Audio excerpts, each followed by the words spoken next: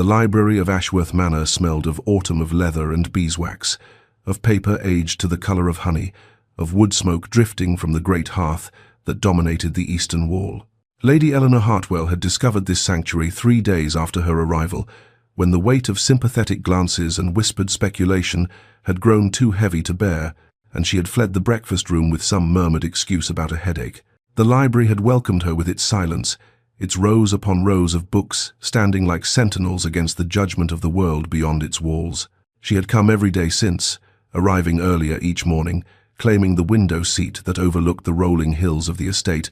wrapping herself in the threadbare shawl that had been her mother's, and losing herself in volumes of poetry and philosophy that demanded nothing of her but attention. She was a widow of modest means, no, she corrected herself with the brutal honesty that sleepless nights encouraged, a widow of no means whatsoever, invited to the Duke of Ashworth's estate party through the charity of a distant cousin who had married well and pitied poorly. The invitation had been a lifeline she could not refuse, though every moment among the other guests reminded her of how far she had fallen, how thoroughly her late husband's debts and indiscretions had tainted her name. They looked at her with curiosity barely disguised as concern, the gentleman with a particular sort of calculation that made her skin crawl, as though widowhood and poverty had rendered her available for arrangements that no respectable woman would entertain. So she hid, and the library kept her secrets. It was from this window seat, on the 4th morning of her refuge, that she first saw the Duke of Ashworth, clearly not across a crowded drawing-room or at the distant head of the dinner table, but alone, astride a great black horse, riding across his estate with a singular focus that seemed to exclude the entire world. Sebastian Thorne, 5th Duke of Ashworth, was a figure of legend even among a society that trafficked in gossip as currency. Cold, formidable, untouchable, a man who had withdrawn from London after some scandal years prior and now ruled his northern estate like a self-appointed exile. The other guests spoke of him in hushed tones of a broken engagement, of accusations never quite spoken aloud but damning nonetheless, of his preference for solitude over society, of his reputation for coldness that bordered on cruelty. Eleanor watched him ride, his dark coat stark against the amber and gold of the autumn landscape, and thought he looked not cruel but alone, profoundly and deliberately alone, and she understood that impulse with a clarity that surprised her. He disappeared into the tree line, and she returned to her book,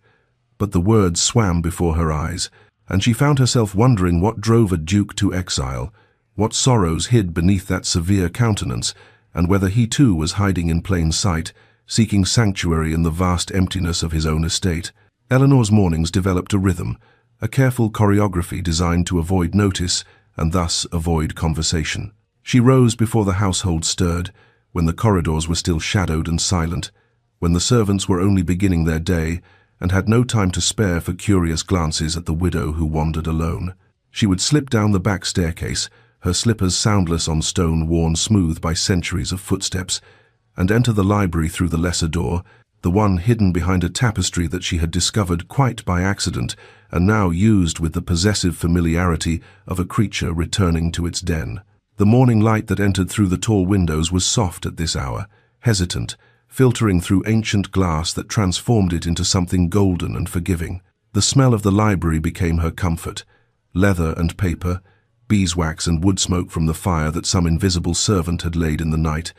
the faint, dusty scent of pages that held centuries of thoughts and dreams and sorrows not her own. She had claimed her window seat as territory, arranging the cushions just so, keeping her small stack of books on the side table within reach,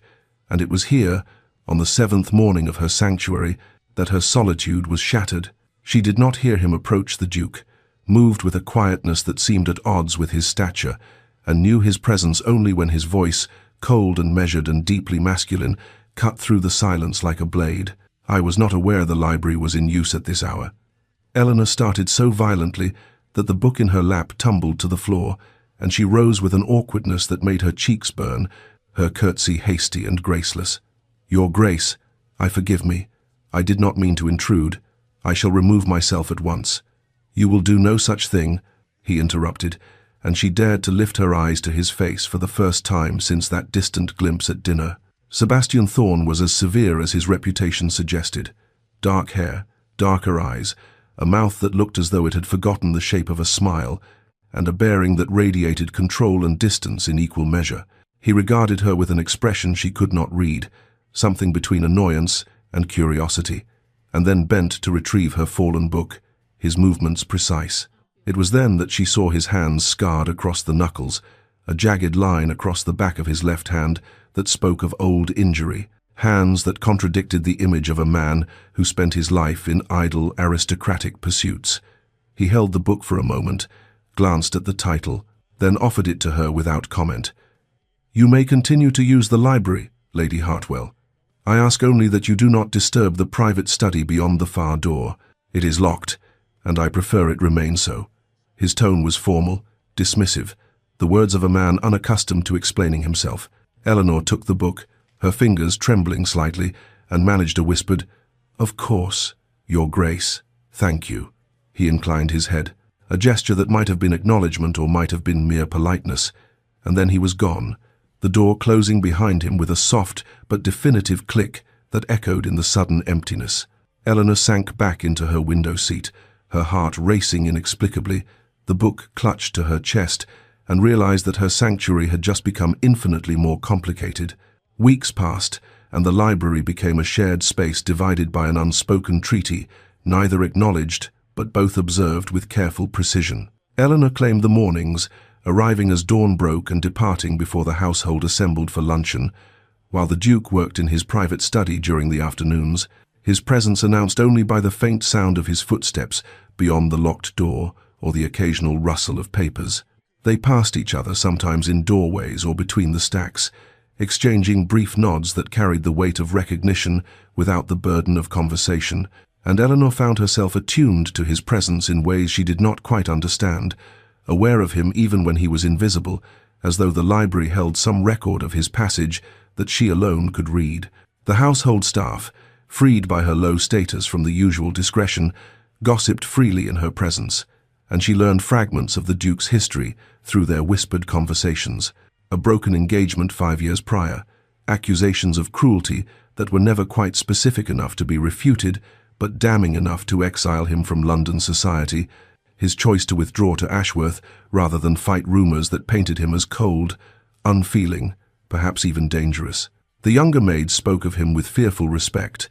but the older servants, those who had known him since childhood, defended him with a fierceness that suggested a different truth beneath the gossip, and Eleanor found herself observing him with increasing curiosity, seeking evidence to support one version or the other. It was from her window seat that she conducted her study, watching him move through his days with the focus of a scholar examining a particularly puzzling text. She saw him with his horses, his hands those scarred,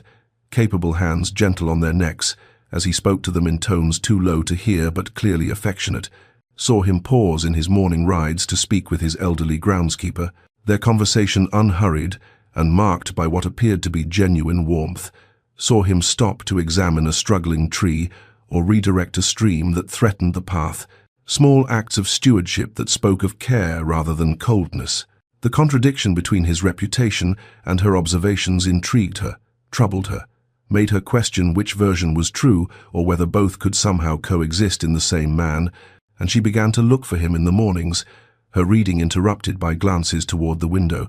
her attention divided between the words on the page and the solitary figure moving through the landscape below. She began, almost without conscious thought, to leave small signs of her presence in the library, her shawl arranged just so on the window seat, a book left open to a particular passage on the table nearest his study door, a bookmark placed with deliberate care, wondering if he noticed, if he understood these small gestures as the messages they were, evidence that someone saw him, that his sanctuary was not as empty as it appeared, and though he never remarked upon these arrangements, she noticed that her shawl was once carefully folded when she arrived after forgetting it overnight, that the books she left were sometimes moved but always respectfully, always with a care that suggested they had been read, and she understood that he too was watching, observing,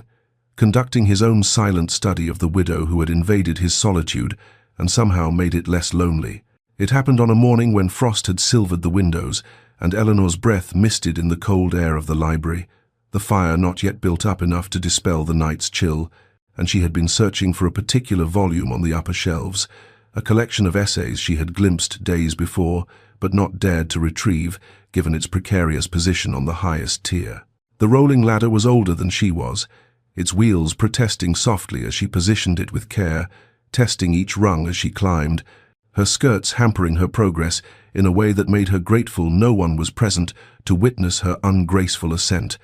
And she had just closed her fingers around the spine of the book when the wheel slipped, the ancient mechanism failing, and the world tilted sickeningly as the ladder swayed away from the shelf. She did not have time to cry out, managed only a sharp intake of breath before gravity claimed her, but the impact she anticipated never came. Instead, there were hands, strong and sure, catching her beneath the arms and around the waist, steadying her against a solid chest as her feet found the floor with an inelegance that would have been mortifying under any other circumstance. For a moment, she could not move, could not think, aware only of the warmth of him, the scent of sandalwood and something else, something distinctly masculine, the sound of his heart beating steadily beneath her ear where her head had landed against his shoulder. And when she finally gathered the courage to look up, she found Sebastian's face mere inches from her own, his dark eyes fixed on hers with an intensity that stole what little breath she had remaining. "Are you hurt?" His voice was low, urgent in a way his usual formality never allowed, and his hands remained on her waist as though he did not quite trust her to stand unassisted, and she realized with a sharp shock of awareness that she did not want him to let go, that the coldness she had attributed to him was not coldness at all, but control, an iron discipline that kept something else, something heated and almost desperate, carefully contained, and she could see it now, in his eyes, in the tightness around his mouth, in the way his fingers flexed slightly against her sides, as though resisting the urge to pull her closer. I am well, Your Grace, thank you." She could not seem to complete a sentence, her usual composure scattered like the frost melting on the windows, and he stepped back, releasing her with what appeared to be reluctance, his jaw tight. "What were you reaching for?" The question was ordinary, practical, but his tone carried an undercurrent she did not know how to interpret, and she gestured vaguely toward the upper shelf, unable to find words. He retrieved the book without need of the ladder, his height sufficient to reach what she could not, and held it for a moment, reading the title. "Montaigne," he said, something shifting in his expression, something that might have been approval or surprise or both. "You have excellent taste, Lady Hartwell." It was the first compliment he had paid her, the first acknowledgement that she was more than an inconvenient presence in his library, and emboldened by the lingering warmth of his hands on her waist, by the way he was looking at her as though truly seeing her for the first time, she found her voice. "Have you read him, Your Grace?" He nodded slowly. "Many times. His thoughts on solitude are particularly relevant." The pause before the last word was weighted with meaning, and she understood suddenly that they were not speaking of philosophy at all, but of themselves, of the parallel isolations that had brought them both to this library, to this moment. "If you enjoy Montaigne,"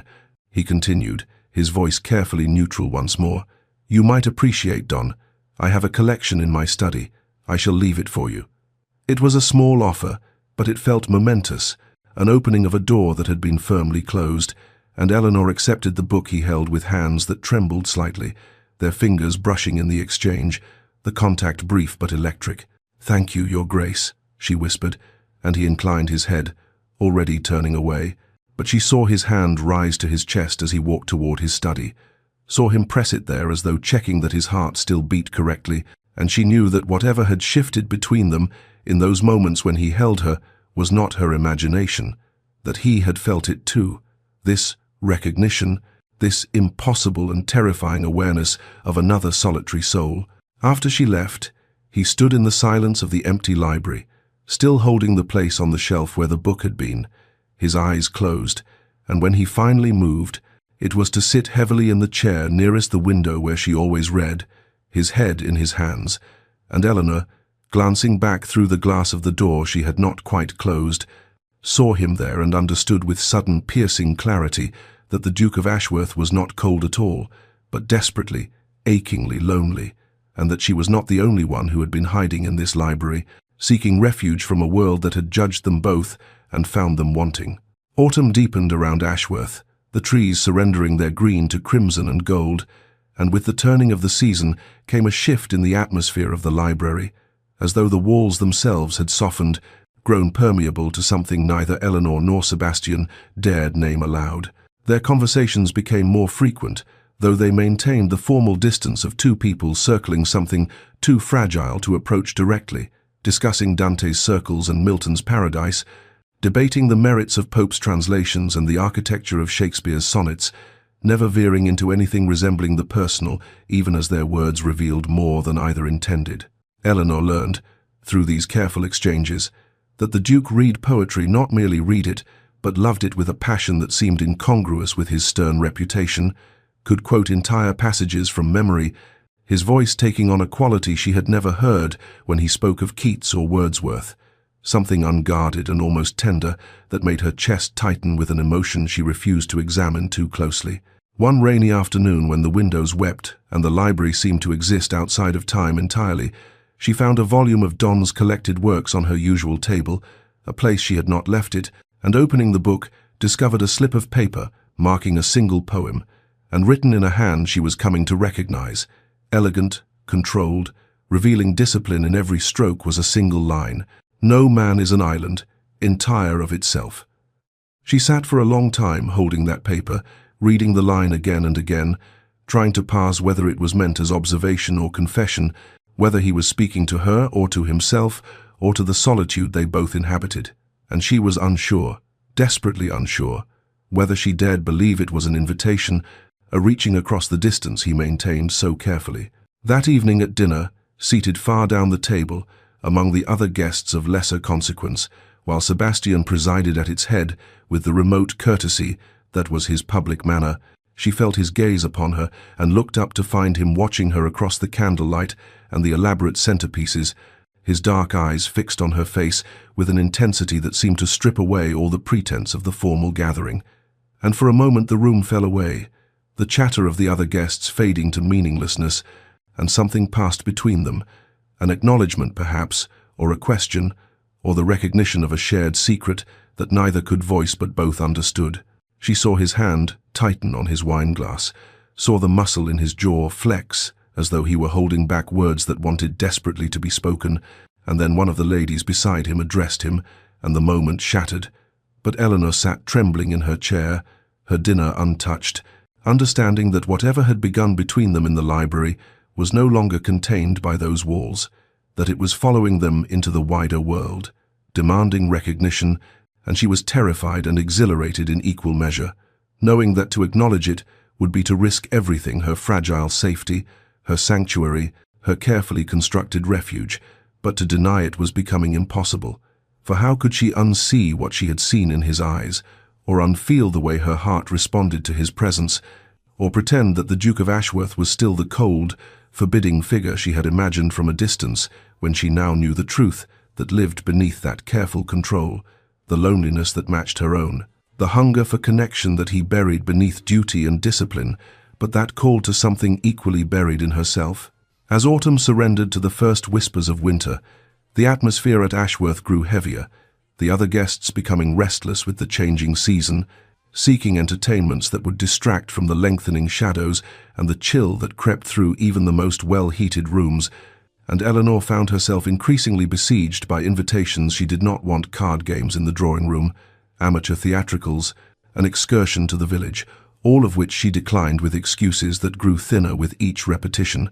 until it became apparent to everyone that Lady Hartwell preferred the solitude of the library to the company of her peers. She did not care what they thought, these people who smiled to her face while whispering about her circumstances behind gloved hands,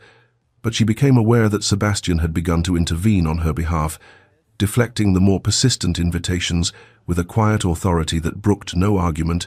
mentioning in his careful way that Lady Hartwell was engaged in research of a scholarly nature, that she was not to be disturbed, and though he never looked at her directly during these interventions, never acknowledged what he was doing, Eleanor felt the protection of it like a cloak around her shoulders, warming something inside her that had been cold for so very long. It was on an evening when the wind howled against the windows and the guests had gathered in the drawing-room for whist that Baron Wickham, a man whose reputation preceded him in the worst possible ways, cornered Eleanor in the corridor outside the music room, where she had been attempting to pass unnoticed on her way to the safety of her chambers. "Lady Hartwell," he said, his smile oily in the lamplight, his bulk blocking her path in a way that made her heart begin to race with an old familiar fear. "How convenient to find you alone. I've been hoping for a private word."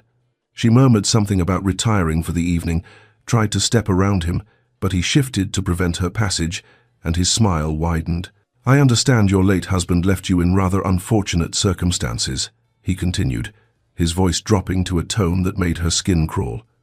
"Debts, I'm told, quite substantial debts, and it occurs to me that a woman in your position might be amenable to an arrangement, a mutually beneficial arrangement. You understand you're still young enough to be pleasing, and I find myself in need of companionship of a certain sort, the discreet sort, and I would be generous, very generous indeed, more generous than you're likely to find elsewhere given your reputation." The words hit her like blows, each one stripping away another layer of the dignity she had fought so hard to maintain, reducing her to exactly what she had feared. The world saw when they looked at her, a woman of questionable virtue, damaged goods, someone whose poverty made her vulnerable to propositions that no respectable lady should ever have to hear. And for a moment, she could not breathe, could not think, could only stand frozen as the Baron's meaning became horrifyingly clear. "I must go," she managed, her voice barely above a whisper, and this time when she moved to pass him, he let her, but his laughter followed her down the corridor, low and knowing, and she fled, her only thought to reach the library, her sanctuary, the one place in this house where she felt safe, but when she reached the heavy oak door and tried the handle, it would not turn locked. Locked for the first time since she had begun her refuge there, and she stood in the darkened corridor with her hand on the cold brass, fighting back tears, alone with the Baron's words echoing in her mind and no refuge available, unaware that in the shadows at the far end of the hallway, Sebastian stood watching, his face rigid with a fury that would have terrified her had she seen it, his hands clenched into fists at his sides, having witnessed everything, having heard everything, and already calculating exactly what he would do about Baron Wickham come morning. Morning arrived pale and cold, winter announcing itself in the frost that etched patterns on the windows and the breath that misted in the corridors despite the fires burning in every hearth, and Eleanor descended to breakfast with her composure carefully reconstructed, determined that no one would see how Baron Wickham's words had shaken her, how close she had come to shattering entirely in that darkened hallway outside the locked library. But when she entered the breakfast room, she found the atmosphere strange, hushed, the other guests speaking in low tones that ceased when she appeared, and it was Lady Pemberton, one of the kinder matrons, who leaned close as Eleanor took her seat and whispered that Baron Wickham had departed before dawn, summoned urgently by the Duke himself, and asked, though the asking had apparently been more command than request, to remove himself from Ashworth immediately, and though no reason had been given publicly, the staff reported that His Grace's tone had left no room for argument or delay. Eleanor's hands trembled as she reached for her tea, understanding immediately what had transpired. What Sebastian had done on her behalf, though he had said nothing to her, would likely say nothing, his protection as silent as everything else between them, and she felt something shift inside her chest, a fortress wall, crumbling, because no one had ever defended her before, not her father who had sold her to settle his debts, not her husband who had seen her merely as a piece of property to be used and discarded, not society which judged her for circumstances beyond her control, but Sebastian, the Duke whom everyone called cold and cruel, had seen her distress and acted without hesitation, without seeking gratitude or acknowledgement, simply because it was the right thing to do,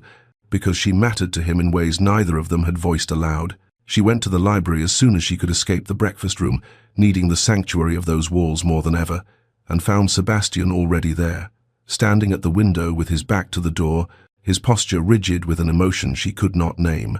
and when he turned at the sound of her entrance, his face was carefully neutral, but his eyes betrayed him, dark with concern and something fiercer, something that made her breath catch. "Lady Hartwell," he said, formal as always, but she heard the question underneath, the checking to see if she was well, and she wanted to thank him, but the words stuck in her throat, too large and too revealing, so instead she simply nodded and moved to her usual chair, and he watched her for a long moment before returning his attention to the window, and they sat in silence together, a silence that felt less like distance than like understanding, like the quiet that exists between two people who no longer need words to communicate. Winter deepened around them in the days that followed, the first snow falling on a grey afternoon, while Eleanor sat reading and Sebastian worked at his desk, and she found herself drawn to the window, watching as the flakes transformed the landscape into something pristine and otherworldly. And then she saw him, Sebastian, wrapped in a heavy coat, walking alone across the grounds, his dark figure stark against the white accumulation, moving through the snow-covered garden with a solitude so complete it made her heart ache. She understood then, watching him through glass that might as well have been a wall between different worlds, that he was as isolated as she was, that his coldness was not cruelty but protection, that he had built his fortress just as she had built hers. And in that moment, she made a decision that terrified and exhilarated her in equal measure. She would reach out to him, would risk the safety of her sanctuary to bridge the distance between them, would dare to hope that perhaps two people hiding from the world might find in each other a reason to stop hiding, to step into the light together, to be brave enough to be seen. Eleanor's courage manifested first as a trembling in her hands as she stood in Sebastian's study the following afternoon, the book of poetry clutched against her chest like armor, knowing he was out riding and would not return for hours, giving her time to leave this offering and flee before she could lose her nerve entirely. She had chosen the volume carefully, a collection of metaphysical poets, worn leather binding suggesting it had been read many times by previous owners who had also sought meaning in verses about transformation and hope, and she had marked a single passage with a slip of paper, lines by Henry Vaughan, about finding light in the deepest darkness, about how there is in God, some say, a deep but dazzling darkness. And though her hands shook as she placed the book on his desk, precisely centered so he could not miss it, she felt the rightness of the gesture, this reaching out through literature because neither of them seemed able to manage it through speech. Then she fled, her heart racing, and the days that followed were torture, each morning arriving in the library to find no response, no acknowledgement, until she began to fear she had overstepped some invisible boundary, had presumed too much, had revealed too clearly the feelings she was only beginning to acknowledge to herself, and she told herself she had been foolish, that a duke and a penniless widow could never be more than cordial strangers sharing space in a library, that she had mistaken his kindness for something deeper, when it was merely the courtesy any gentleman would extend to a guest in his home. But on the fourth day, when she settled into her usual chair, she found a book waiting for her, not in her hands but placed deliberately on the small table beside her seat, where she could not fail to notice it, and her breath caught as she recognized it as one she had never seen before, a collection of sonnets by various poets. And when she opened it with trembling fingers, she found a passage marked in Shakespeare's hand, Sonnet 116, about love that looks on tempests and is never shaken, about love as an ever-fixed mark. And she sat staring at the words until they blurred before her eyes, understanding that Sebastian was answering her, speaking to her in the only language that felt safe to both of them, and from that day forward, their silent conversation through literature continued, each book a revelation, each marked passage a confession they were too afraid to voice aloud. She left him Keats on beauty and truth, and he responded with Donne on souls that speak without words. She offered him Wordsworth on tranquility, recollected, and he countered with Blake on the courage to forge one's own path. She gave him metaphors, and he returned with declarations barely disguised as verse. And all the while the household staff began to notice that his grace seemed different, lighter somehow, that he smiled now when he thought no one was watching, and his elderly steward remarked to the housekeeper that he had served the Duke since his Grace was a boy, and had never seen him so nearly content, so almost happy, as if some burden he had carried for years was finally lifting. Eleanor knew she was falling in love, had perhaps already fallen, past the point of saving herself, but she reminded herself sternly of reality, each night as she lay in her bed, unable to sleep for thinking of him. She was a widow whose husband had left her nothing but debts and shame. She had no fortune and no prospects. She was living on the Duke's charity, and would have to leave eventually, because she could not impose forever. And Sebastian was a duke, bound by duty and expectation to marry well, to choose a woman whose bloodline and dowry would enhance his position rather than diminish it. and no amount of poetry exchanged in secret could change the fundamental impossibility of their situation, the gulf between their circumstances that could not be bridged by feeling alone, no matter how profound that feeling might be. Winter deepened around Ashworth with a silence that felt almost sacred, the snow falling steadily until the world beyond the estate's windows became a study in white and grey, and as the Christmas season approached, the house guests began departing one by one, returning to their own families and estates, until Eleanor found herself among only a handful remaining, and she knew she should leave as well, should find some distant relation willing to house her, or perhaps accept a position as a companion to some elderly lady, anything rather than continue imposing on the Duke's hospitality when she had nowhere else to go, and no means to reciprocate his generosity. But Sebastian, when she tentatively mentioned departure, had looked at her with an expression she could not quite read and said simply, "You are welcome to remain as long as you wish, Lady Hartwell. This is your home for the season." And though the words were formal, his tone carried something deeper, something that made her heart clench with hope and fear in equal measure. And so she stayed, telling herself it was only until after Christmas, only until the weather improved, only until she could bear to leave the library and the man who haunted it as surely as she did. The evening came unexpectedly, as transformations often do, arriving on an ordinary day that had given no warning it would change everything. Eleanor was alone in the library as darkness fell early the way it did in deep winter, the fire burning low and casting dancing shadows across the shelves, and she had just risen to add another log when she heard the door open and turned to find Sebastian entering. And something in his bearing was different. His usual rigid control loosened slightly, and she realized he had been drinking, not to excess but enough to lower the walls he kept so carefully maintained between them. "Lady Hartwell," he said, and his voice was rougher than usual, carrying an edge she had never heard before. "Eleanor, why do you hide here?" The directness of the question, the use of her given name, startled her into stillness, and she felt her practiced deflections rising automatically to her lips, some light comment about loving books, about the peace of the library, about needing quiet. But he crossed the room toward her, and she saw in his eyes that he would accept no evasions tonight, that something had broken in him or broken through, and he asked again, softer this time, "Why do you hide?"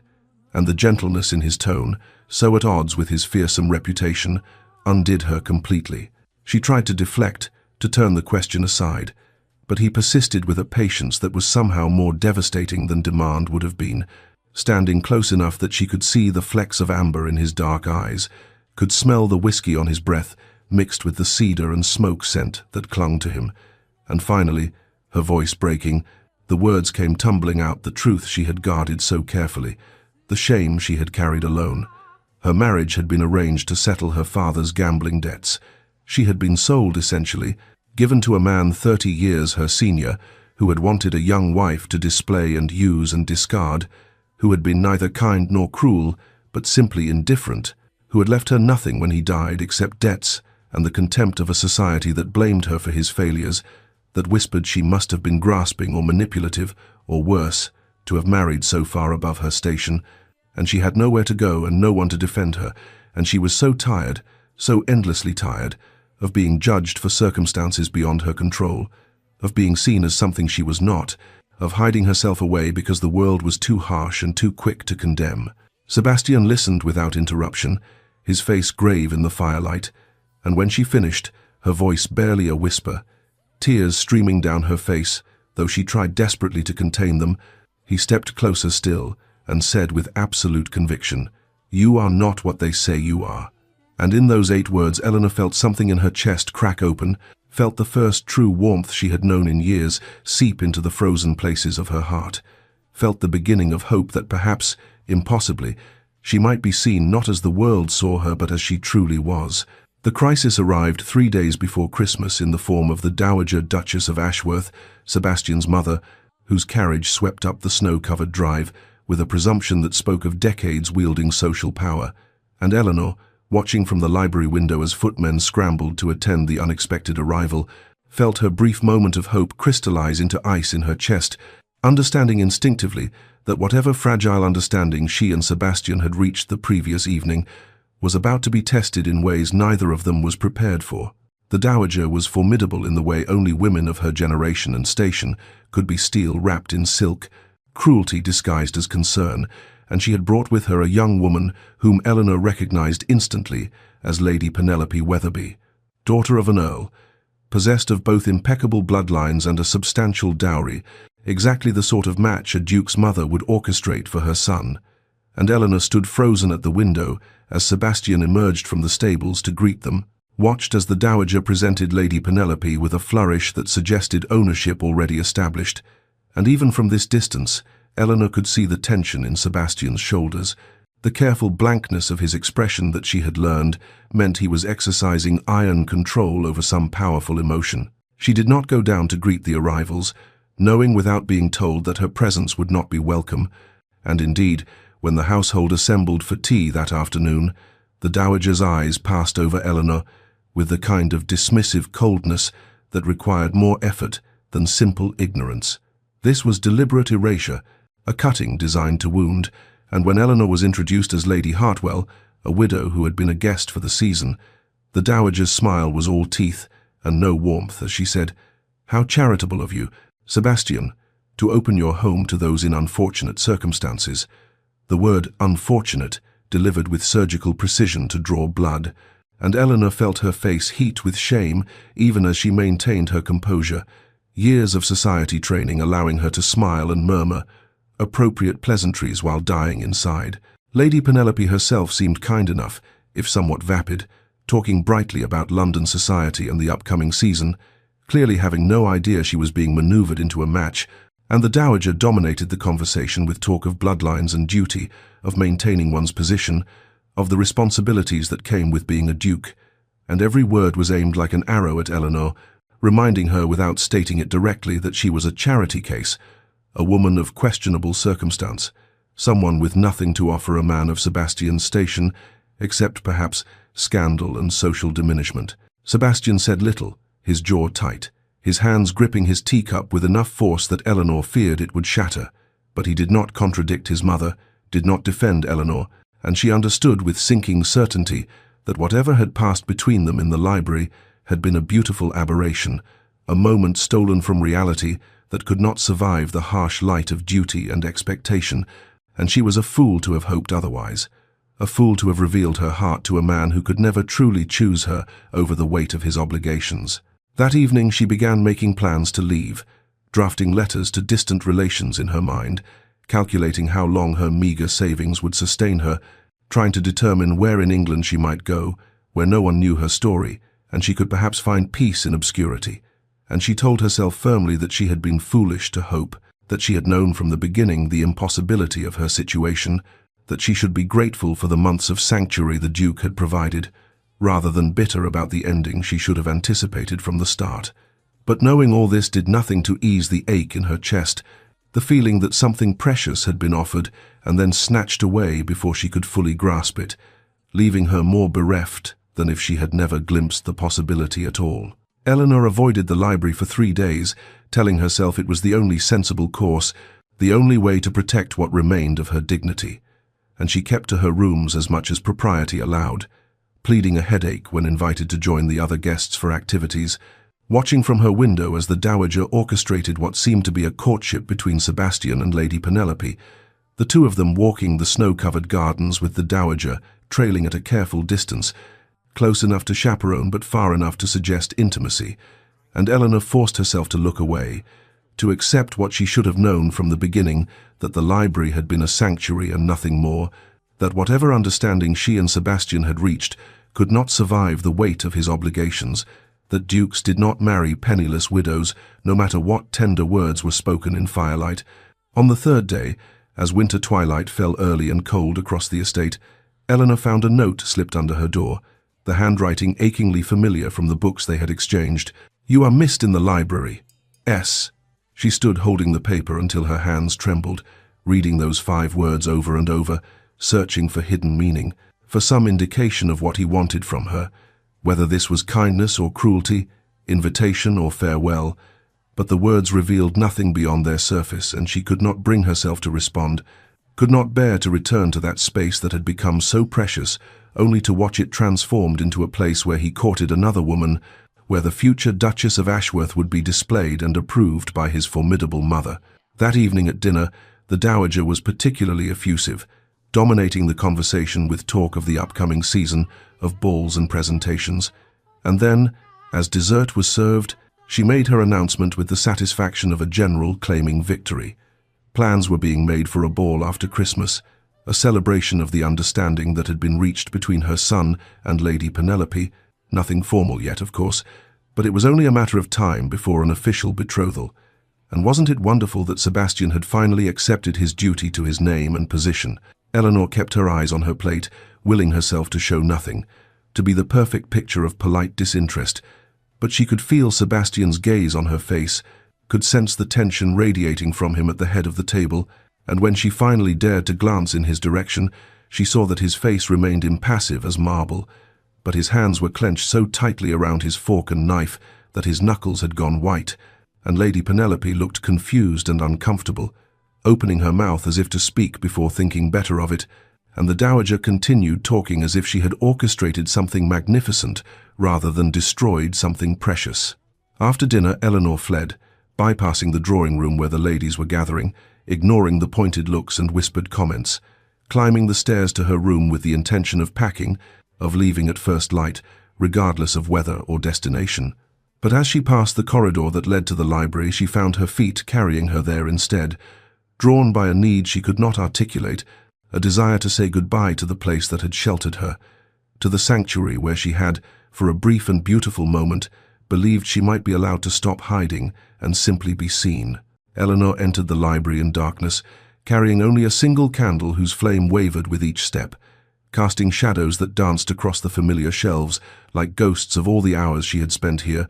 and she did not bother lighting the lamps because this was meant to be a farewell, and farewells should be conducted in half-light, in the gentle obscurity that made such things bearable. She moved through the space as one moves through a cathedral, with reverence and sorrow, running her fingers along the spines of books that had become friends, touching the chair where she had spent so many mornings lost in other worlds, pausing at the window where she had first watched Sebastian walking alone through snow and recognized in him a loneliness that mirrored her own, and she whispered goodbye to the room itself, to the sanctuary that had sheltered her when she had nowhere else to hide,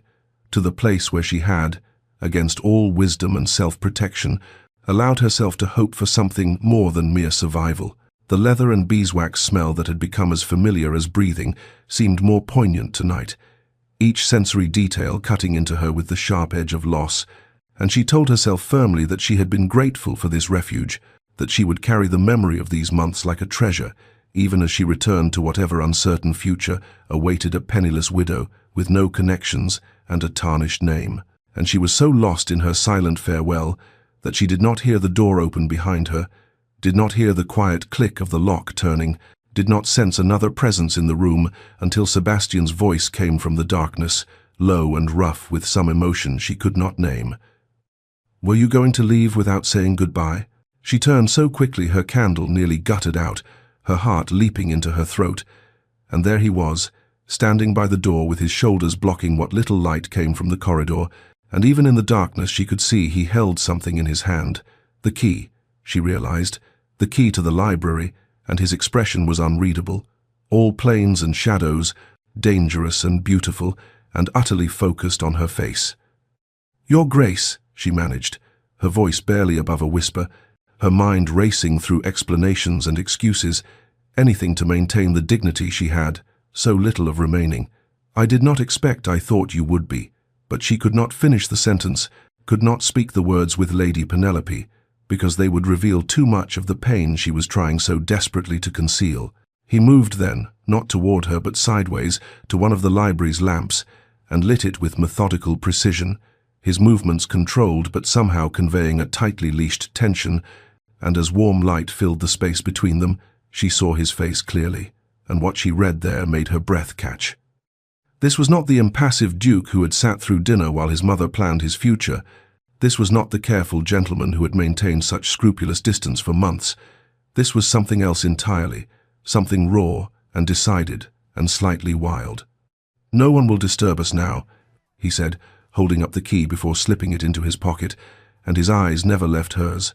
dark and intense, and filled with an intention she could not interpret, but that made her pulse race, made her acutely aware that they were alone, truly alone, locked away from the household and all its expectations and judgments, and the confrontation she had been avoiding, the conversation she could not bear to have, had finally, inevitably, arrived. "Why have you been avoiding me?" Sebastian's voice cut through the space between them, low and edged with something that might have been anger or hurt or both, and Eleanor felt her carefully constructed composure begin to crack under the weight of that question, under the intensity of his gaze that seemed to see through every defense she had erected in the past 3 days. "I have not been," she began, but he moved then, taking 3 swift steps toward her before stopping, as if restraining himself, as if the control he was famous for was costing him dearly in this moment. "Do not," he said, and his voice was rough now, stripped of its usual measured cadence. "Do not offer me polite evasions. Eleanor, not here, not in this room where we have been more honest with each other than either of us has been with the world." She drew a shaking breath, trying to find solid ground, trying to remember all the reasons she had resolved to maintain distance. "Your understanding with Lady Penelope," she managed, forcing the words past the tightness in her throat. "It would not be appropriate for me to—" "There is no understanding," he interrupted, and now there was definitely anger in his voice, sharp and clean as a blade. "There is nothing between myself and Lady Penelope except my mother's presumption and her damned orchestrations." Eleanor stared at him, wanting desperately to believe but afraid of her own hope, afraid of misunderstanding, and he must have seen something of that fear in her face, because his expression softened fractionally, even as his hands clenched at his sides. "I have spent months," he said, moving closer again, his voice dropping to something almost confessional, "trying to be the gentleman I thought you deserved, respectful, patient, proper, maintaining distance, even when every instinct demanded I close it, speaking in careful formalities, when I wanted to tell you truths I have told no one." He stopped an arm's length away, near enough now that she could see the fine tension in his jaw, the way his breathing had become slightly uneven. "I wanted to be selfless," he continued, "to give you time, to let you choose freely without the weight of my position or my desire influencing you. But I find I am not as noble as I pretended to be, Eleanor, because what I want is to be selfish." The words hung between them, dangerous and thrilling, and Eleanor felt her heart beating so hard she thought he must surely hear it. "You haunt this library," Sebastian said, his voice gone quiet now, intimate, the tone he might use for confession or prayer. "You haunt me, and I find I will not stand by while you disappear from my life as if these months meant nothing, as if I have not come to depend on your presence like I depend on breathing." She was trembling now, her hands clasped together to keep them steady, her mind racing through his words and finding in them an answer to questions she had not dared to ask. "Why did you lock the door?" she whispered, and something flared in his eyes, something that made her breath catch.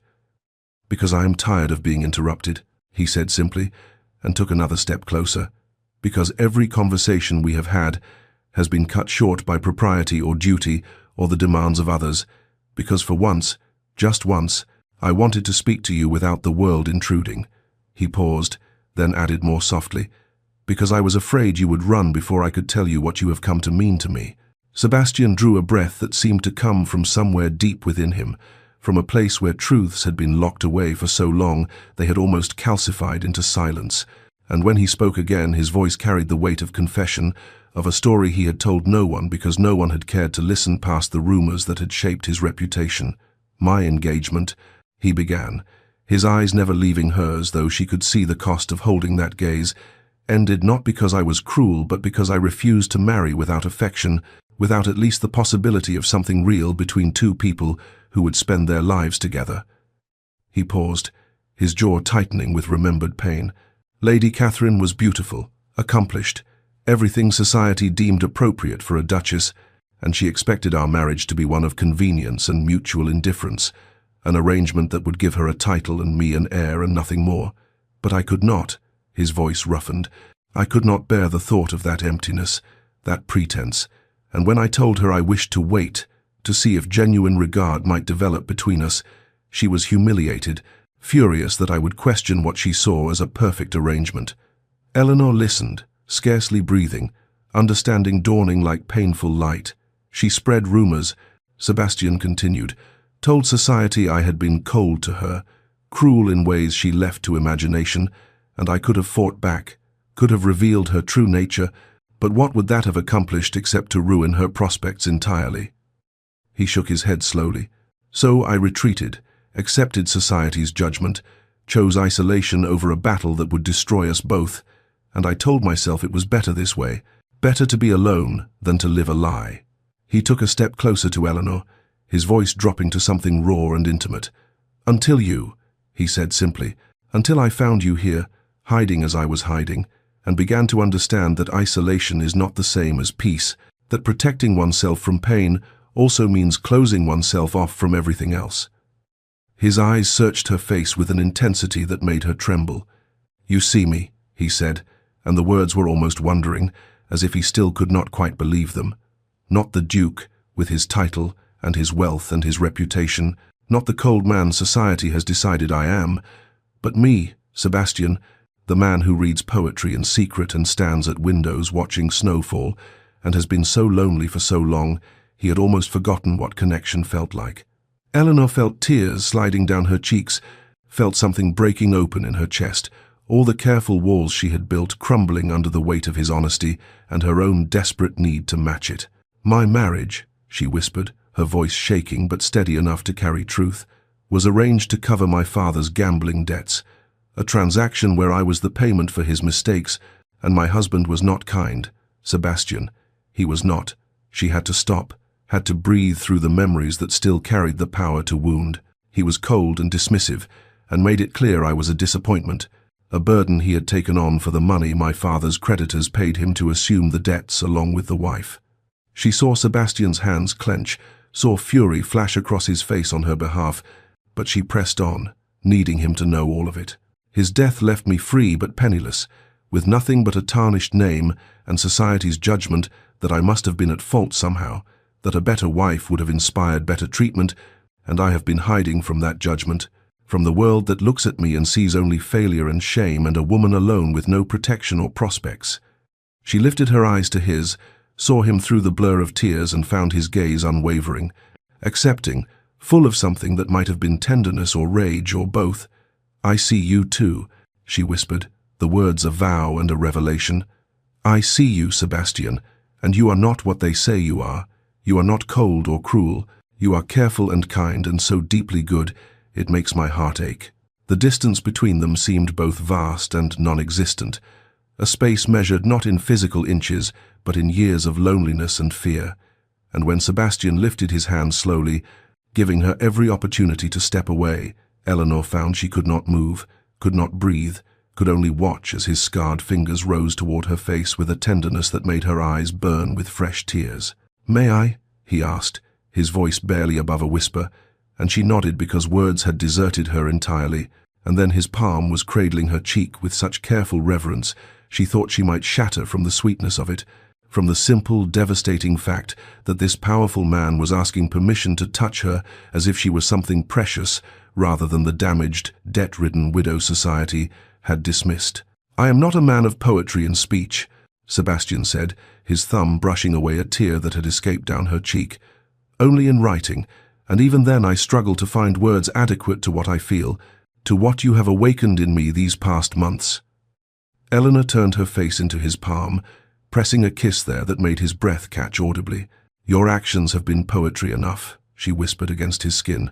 "Every book you left for me, every moment you stood between me and society's cruelty, every time you looked at me as if I mattered, Sebastian, you have been writing me love poems in everything you do." Something broke in his expression then, some final restraint giving way, and he drew her closer with his other hand settling at her waist, pulling her against him until she could feel the rapid beating of his heart through the layers of fabric between them.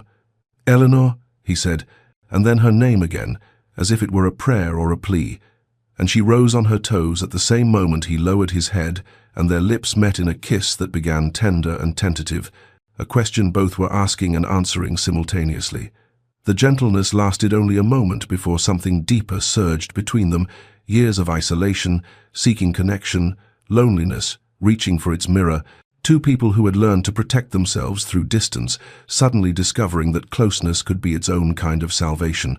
Eleanor's hands found their way to his shoulders, then into his hair, and Sebastian made a sound low in his throat that was pure need, pure relief, his arms tightening around her as the kiss deepened into something that felt like homecoming and awakening at once. When they finally parted, both trembling and breathless,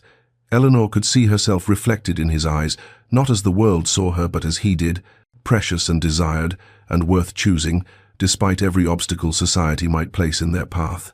"Stay," Sebastian said, his voice rough with emotion, his forehead resting against hers. "Stay not as my guest, not as a refugee in my library, but as my future duchess, as my wife, as the woman I choose above all others." Fear flickered through Eleanor's chest, old and familiar. "Your mother," she began, but he silenced her with a finger against her lips. "Will learn to accept it or will find herself unwelcome in our home," he said firmly, then took both her hands in his, holding them against his chest where she could feel his heart still racing. "What of society, their judgments, the scandal?" She tried again, because she needed him to understand what he would be sacrificing, but Sebastian shook his head, his grip on her hands tightening. "Let them talk," he said, and there was steel beneath the tenderness in his voice now, the determination of a man who had made his choice and would not be swayed. "I have lived in their silence long enough, Eleanor, exiled myself to avoid their censure, shaped my entire life around their good opinion, and what has it brought me except emptiness and loneliness and years of pretending not to feel?" He pulled her hands to his lips, kissing her knuckles one by one. "I choose you," he said against her skin. "I choose us, and whatever consequences follow, we will face them together, and I swear to you that you will never hide again, never apologize for existing, never be made to feel less than the remarkable woman you are." The morning arrived with a pale winter sun that did little to warm the frost-covered grounds, and Eleanor woke in her chamber with the memory of Sebastian's kiss still burning on her lips and his promise, "I choose you," echoing in her mind like a vow that seemed too precious to be real, too fragile to survive the harsh light of day and the inevitable confrontation with his mother, the formidable dowager duchess whose disapproval had been as cold and cutting as the winter wind. Eleanor dressed with trembling hands, uncertain whether she should seek Sebastian out or wait for him to come to her, uncertain of everything except the fact that she loved him, and that love, however new and tender, had given her a courage she had not possessed before, a willingness to fight for what they had found together in the sanctuary of his library. She did not have to wait long. Word spread through the household with the peculiar efficiency of servants who observed everything and judged little,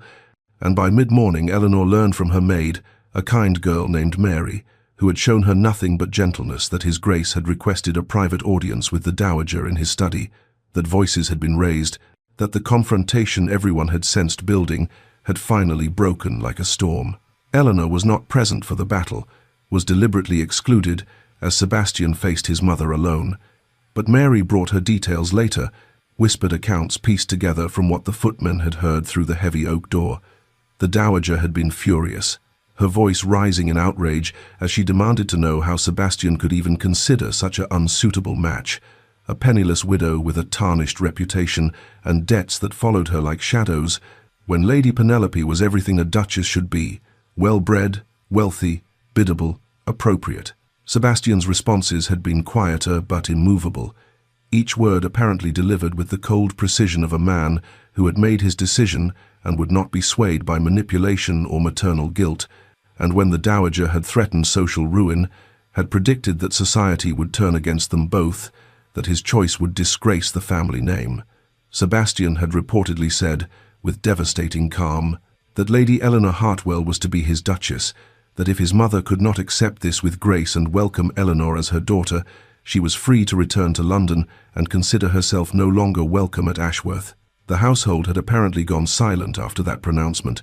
the footmen exchanging wide-eyed glances as the dowager, unaccustomed to defiance from her son, had sputtered protests that fell on stone, and within hours she had ordered her belongings packed, her carriage prepared, her departure arrangements made with the tight-lipped fury of a woman who had lost a battle she had assumed already won. Lady Penelope, Mary reported with something like admiration, had sought private audience with the dowager, and confessed she had never wanted the match, that she had been relieved when Sebastian showed no interest in courting her, that she wished his Grace and Lady Eleanor every happiness, which had only further enraged the dowager, who departed predicting disaster and ruin, her carriage disappearing down the frost-covered drive like a dark portent. Sebastian found Eleanor in the library that afternoon, standing at the window watching the empty drive where his mother's carriage had vanished, and when she turned to him, she saw exhaustion in his face but also peace, a lightness that suggested a burden lifted. And before she could speak, he crossed to her and took both her hands, telling her everything, holding nothing back, and Eleanor found herself overwhelmed by the simple, devastating fact that he had chosen her over his mother's approval, over society's expectations, over the easier path. "No one has ever chosen me," she whispered, the words breaking. "Not over convenience, not over duty, not over anything." And Sebastian drew her into his arms, holding her as she wept against his chest, and when her tears finally subsided, he took her face in his scarred hands and told her he had something to ask her properly, formally, in the way she deserved. He reached into his pocket and withdrew a ring, his grandmother's ring. He explained, sapphires and diamonds set in gold, a family heirloom. His mother would be furious to know he was bestowing on Eleanor, and he knelt before her in the library, where they had found each other, surrounded by books and winter light, and asked her to be his duchess, his wife, his partner in facing whatever society and scandal might bring. Eleanor's vision blurred with fresh tears as she said yes, as she felt him slide the ring onto her finger where it settled like a promise, like an anchor, like proof that she was no longer hiding but choosing, no longer afraid but loved. Months later, when spring arrived and transformed the frost-bound grounds of Ashworth into something alive with color and promise, Eleanor found herself navigating a transformation of her own, from hiding widow to duchess, to be a journey that would have been impossible without Sebastian's steady presence at her side, his hand always reaching for hers when society's judgment threatened to overwhelm her courage. The wedding preparations unfolded through March and into April, and Eleanor discovered that the world beyond Ashworth was not uniformly cruel. Some of society did indeed scorn their match,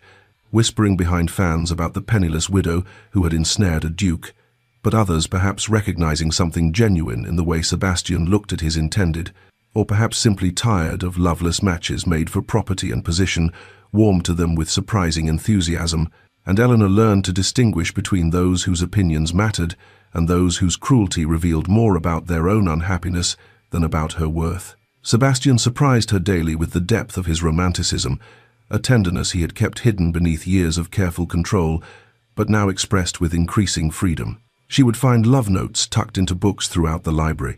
each one containing a line of poetry or simply her name, written in his distinctive hand, as if he needed to practice claiming her, to make real, through repetition, what still felt like a dream. He took her, riding across the estate at dawn, when the world was still soft, with mist and possibility, showed her the hidden corners of Ashworth that he had explored in his years of isolation, a grove of ancient oaks, where bluebells carpeted the ground in spring, a stream where he had spent afternoons as a boy trying to escape his father's expectations, a hill from which one could see 3 counties and feel both the weight and the freedom of the land that was his responsibility and inheritance. Eleanor bloomed under his attention and protection like something that had been kept too long in darkness, finally brought into sunlight, her confidence growing not because Sebastian made her feel safe from the world's judgment, but because he made her feel worthy of fighting against it, worthy of taking up space and speaking her mind, and becoming the kind of duchess who would be remembered not for her birth or her fortune, but for her compassion and her courage. The library remained their private sanctuary even as the household bustled with wedding preparations, a place where they could retreat from the demands of society and simply be Eleanor and Sebastian rather than Lady Hartwell and the Duke. And one morning in early April, the wedding mere days away, she found him there, among the books that had witnessed their entire courtship, and told him, with tears in her eyes and wonder in her voice, that she had never been happier, that she had not known happiness like this was possible for someone like her. Sebastian had pulled her into his arms, held her as if she were infinitely precious, and confessed in a voice rough with emotion that he felt the same, that she had given him back not just happiness but hope, not just love but the belief that he deserved it, that they deserved it together. They married in the estate's chapel on a brilliant April afternoon, with spring flowers, daffodils, and early roses and branches of apple blossom filling the small space with fragrance and color. And when Sebastian lifted Eleanor's veil and saw tears streaming down her face, he whispered that she need never hide again, and she whispered back that she had no intention of hiding when she had him to stand beside, and their kiss was witnessed by those who loved them and blessed by a future that suddenly seemed boundless with possibility. 3 years passed, and with them came a transformation so complete that sometimes Eleanor, now the Duchess of Ashworth in truth as well as title, would catch her reflection in the library windows and marvel at the woman she had become, no longer hunched with shame or hiding in the margins, but standing tall, moving through the world with a confidence that came not from arrogance, but from being truly known and truly loved. The Duke and Duchess of Ashworth had become known throughout the county and beyond for something rare in their elevated circles: genuine happiness, a partnership that went deeper than duty or convenience, and their estate had flourished under their joint stewardship in ways that surprised even those who had initially predicted disaster. Together they had restored Ashworth's crumbling east wing,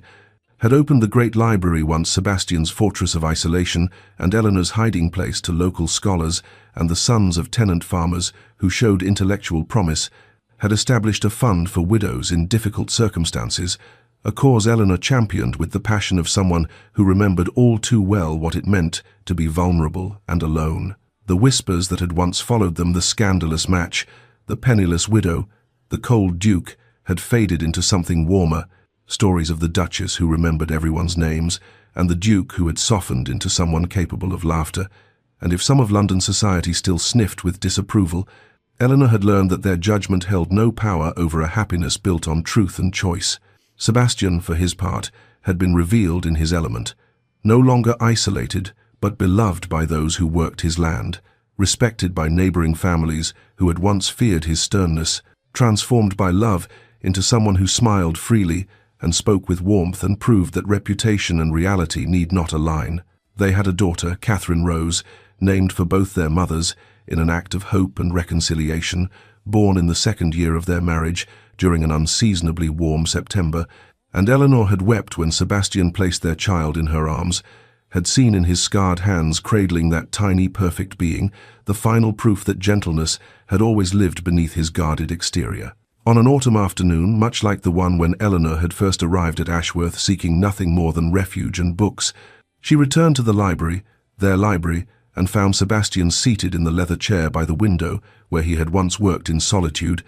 their daughter, now 3 years old, nestled on his lap as he read to her from a book of fairy tales, his deep voice soft and patient, Catherine's small hand resting trustingly on his chest. Eleanor stood in the doorway watching them, her heart so full it ached with the weight of gratitude and wonder, and when Sebastian looked up and caught her gaze, the smile he gave her contained the whole history of their love, the fear and the courage, the hiding and the revealing, the locked door that had changed everything, the library that had once been her sanctuary from the world's judgment and his fortress against its cruelty had become something entirely different, not a hiding place but a home, not a refuge from life but the very heart of it. And as Catherine laughed at something in the story and Sebastian caught Eleanor's eye again with an expression of such profound contentment,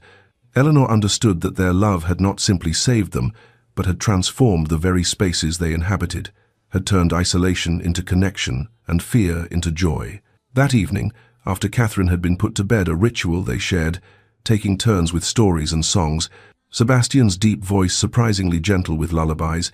He claimed not to remember learning. They returned to the library as they so often did, when the house had settled into quietness and the demands of the day had released them, back to each other, and Eleanor found herself drawn to the window where she had once stood watching Sebastian walk alone through the first snow, that image of isolation that had broken her heart and given her the courage to reach out to him through books and poetry when words seemed too dangerous. Now they stood together at that same window, his arm around her waist, her head resting against his shoulder, and the autumn darkness beyond the glass reflected their joined silhouettes back at them like a promise kept. "Do you ever think about how different our lives might have been?" Eleanor asked softly, her fingers tracing idle patterns on his chest. "If I had chosen a different estate to visit that season, if I had not sought refuge in your library, if I had been braver or more foolish and faced society's judgment elsewhere. Sebastian was quiet for a moment, and she felt rather than saw his contemplation, the way he considered questions seriously before answering, one of the 1,000 small things she had learned to love about him. "I think about it often," he admitted finally. "How close we came to missing each other entirely. How many small choices led to that first morning when I found you here and was too much a coward to admit I was grateful for the intrusion." He turned her gently to face him, his scarred hands she now knew had been injured, saving a stable boy from a fire, another truth hidden beneath rumors, cradling her face with infinite tenderness. "I think about the courage it took for you to stay when everything in your experience told you to run, to hide, to protect yourself. I think about that night when I locked the door because I could not bear to lose you without fighting for you, and how terrified I was that you would reject me, that I had misread everything between us." Eleanor's eyes filled with tears, the good kind, the kind that came from being understood so completely that even fear could be shared without shame. "We almost missed each other," she whispered. "We were both so afraid, so convinced we were unworthy of love." They stood together as evening deepened into night,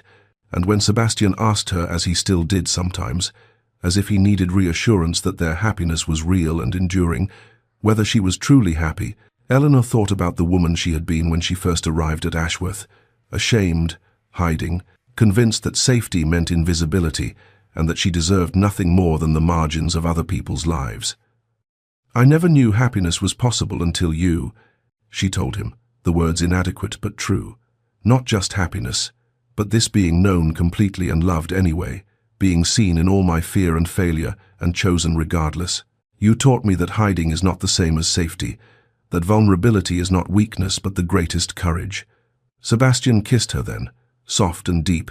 and in that kiss was the history of their love. Every book exchanged, every stolen glance, every risk taken, every wall slowly dismantled until two isolated souls found themselves not alone, but inexplicably, impossibly together. Later, much later, when the fire in the library hearth had burned low and the candles had guttered to soft glowing pools of wax, Sebastian and Eleanor remained together in their sanctuary, and he drew her to the ancient leather sofa where they had shared so many conversations, first tentative and formal, later intimate and unguarded, and they sat in companionable silence that needed no words, because they had long ago learned each other's languages beyond speech. Eleanor's head rested against his shoulder, his fingers tracing slow patterns on her arm, and the library around them held all their history in its walls. The fear and the courage, the books exchanged like confessions, the locked door that had forced truth when politeness would have let them slip past each other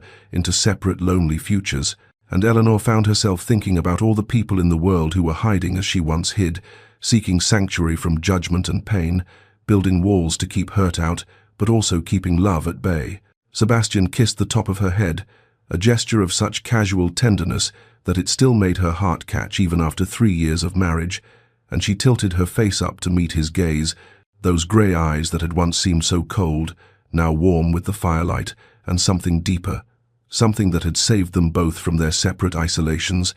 And when he kissed her properly, deeply, it was both familiar and new, the way love renews itself when built on truth rather than illusion. But dear listener, let us step back from Sebastian and Eleanor's happiness for a moment. Let us consider what their story means for those of us who have not yet found our locked doors and the courage to stay when staying seems impossible. Because this is not simply a tale of a duke and a widow in a library during autumn, though it is that too, but a story about the sanctuaries we build to protect ourselves, and the moment when sanctuary must transform into something else or become a prison of our own making. We all hide sometimes, do we not? We all seek refuge from a world that judges too harshly and understands too little, that reduces us to our mistakes and our circumstances and cannot see the complexity beneath the surface. And there is no shame in needing shelter, in finding places where we can breathe without performance or pretense. But here is the truth that Eleanor and Sebastian learned. Sanctuary becomes prison when we forget that safety and stagnation are not the same thing, when we choose invisibility over the terrifying vulnerability of being truly known. Love, real love, the kind that transforms and redeems, requires the courage to unlock the door we have so carefully barred, To let another person see not just the version of ourselves we have carefully curated, but the frightened, flawed, scarred truth beneath. And that is perhaps the most terrifying risk we ever take, because there is no guarantee of acceptance, no promise that the person we reveal ourselves to will choose us rather than our carefully constructed facade. Sometimes the coldest person is simply the most afraid. The most isolated is the one most longing for connection. The most judgmental has judged themselves most harshly. And if we can learn to see past surfaces and reputations to the hidden hearts beneath, we might find that the person we have been avoiding or dismissing is the very one who could understand us best. So, if you find yourself hiding, dear listener, know that your need for sanctuary is valid and human, but ask yourself, is this place of safety still serving you, or has it become a cage? And if someone approaches your locked door, not to force it, but to knock gently and wait,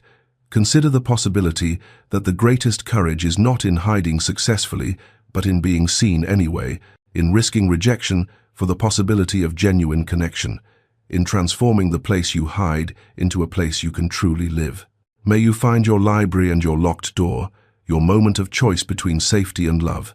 and may you have the courage to stay when every instinct tells you to flee, because sometimes the ending is really a beginning, sometimes the locked door is not a barrier but an invitation, and sometimes the person on the other side is waiting, has been waiting for you to let them in.